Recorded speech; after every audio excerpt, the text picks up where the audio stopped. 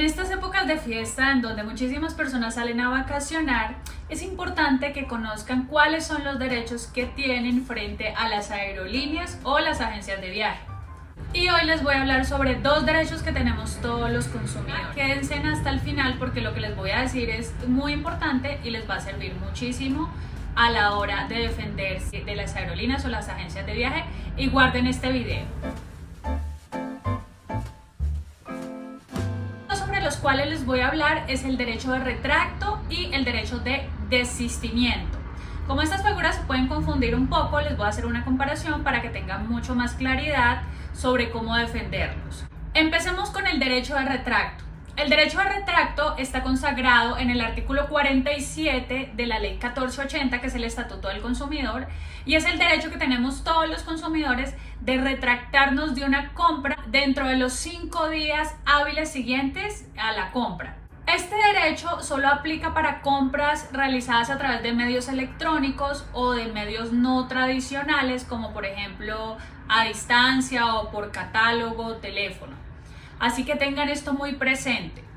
Es importante mencionar que los 5 días que los consumidores tenemos para retractarnos de la compra son 5 días hábiles. Es decir, si una persona compra un pasaje el día miércoles, pues entonces los 5 días se cuentan: jueves, viernes, lunes de la próxima semana, martes, miércoles. Hasta el miércoles de la próxima semana tendría plazo para retractarse de esa compra y la plata se le devuelve a la persona que está haciendo la compra. Otra característica que tiene el derecho de retracto es que no se puede penalizar a la persona por ejercer el derecho de retracto. Es decir, no se le puede cobrar ninguna multa. Aquí solamente creo que se le cobra una tasa de administración que creo que es de 18,000 pesos, pero no se le puede cobrar nada más. Ahora bien, el derecho de retracto aplica para compra de cualquier pasaje, es decir, para pasajes comprados en promoción. Entonces, para ejercer el derecho de retracto, las aerolíneas no nos pueden decir que no podemos porque el pasaje es en promoción. Ojo, esto no lo pierdan de vista porque ahorita que hablemos del desistimiento va a ser importante. Ahora sí, hablemos del derecho de desistimiento. Este, al igual que el derecho de retracto, aplica por voluntad de la persona, no tiene que haber ninguna justificación, simplemente no lo quiero y ya. Y el desistimiento aplica hasta 24 horas antes del vuelo o del viaje. Esta es una diferencia fundamental con el derecho de retracto, porque el derecho de retracto es a partir de que nosotros hacemos la compra, tenemos 5 días y solo aplica para compras realizadas por medios electrónicos o no tradicionales.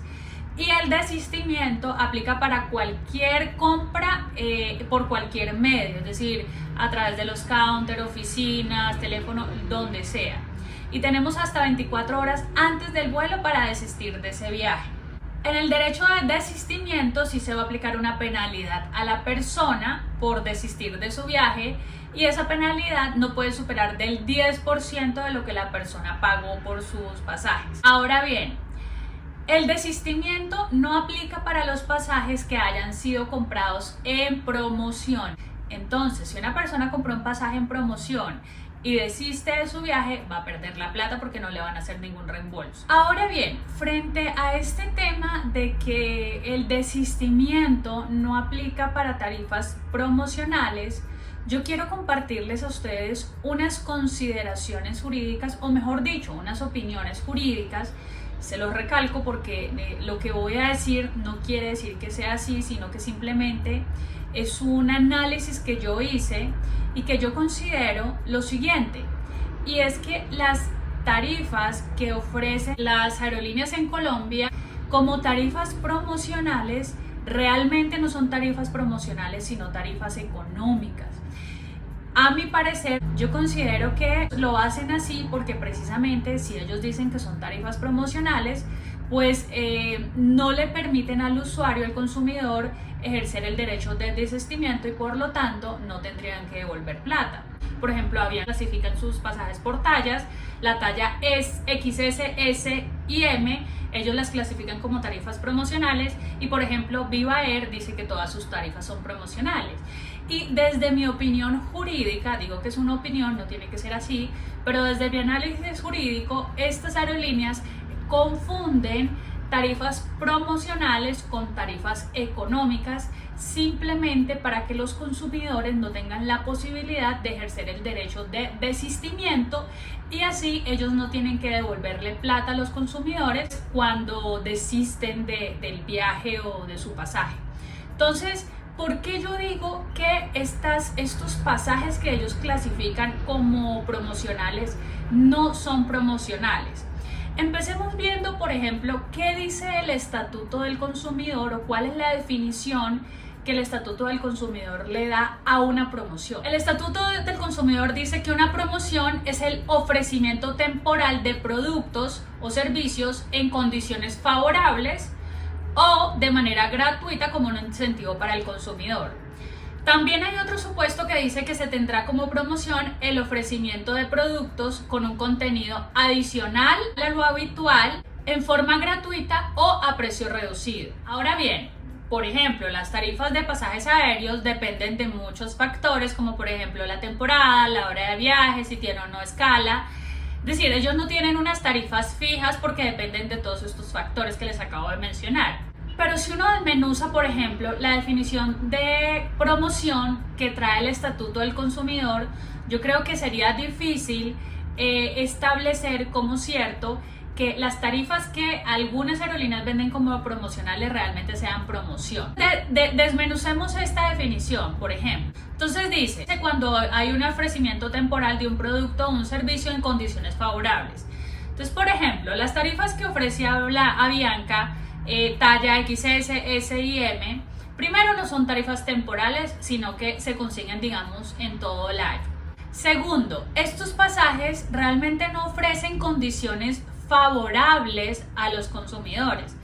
De hecho, las tarifas son menores precisamente es porque las condiciones o los servicios que se ofrecen son más desfavorables a los pasajes que se vendían de manera habitual.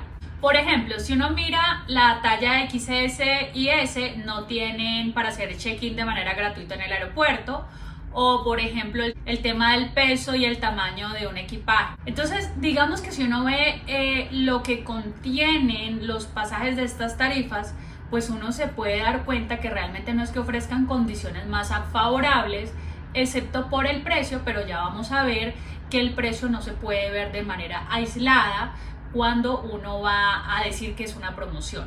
La otra parte de la definición de promoción del Estatuto del Consumidor dice que también se entiende que hay promoción cuando el servicio o el producto tenga un contenido adicional a lo habitual en forma gratuita o a precio reducido.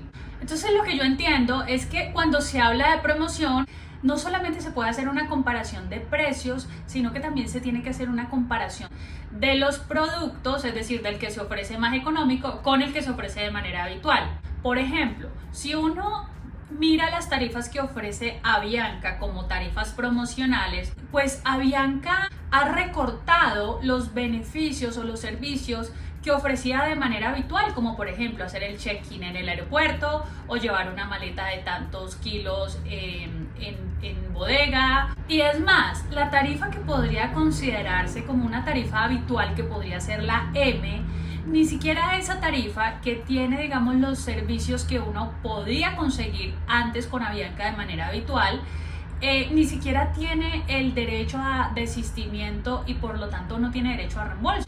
Entonces, cuando uno va a considerar o hablar de una promoción, los precios no se pueden ver de manera aislada, es decir, solo el precio no es lo que determina que un producto o un servicio esté en promoción, porque simplemente podría considerarse que es un precio más económico, pero no una promoción. En una promoción uno tiene que comparar qué era lo que se ofrecía habitualmente y qué es lo que se está ofreciendo ahora, y después de eso sí comparar los precios, porque si a mí me van a recortar los beneficios o los servicios, pues realmente ya no estamos en una promoción, sino simplemente recortan beneficios y por lo tanto el producto o el servicio sale mucho más económico.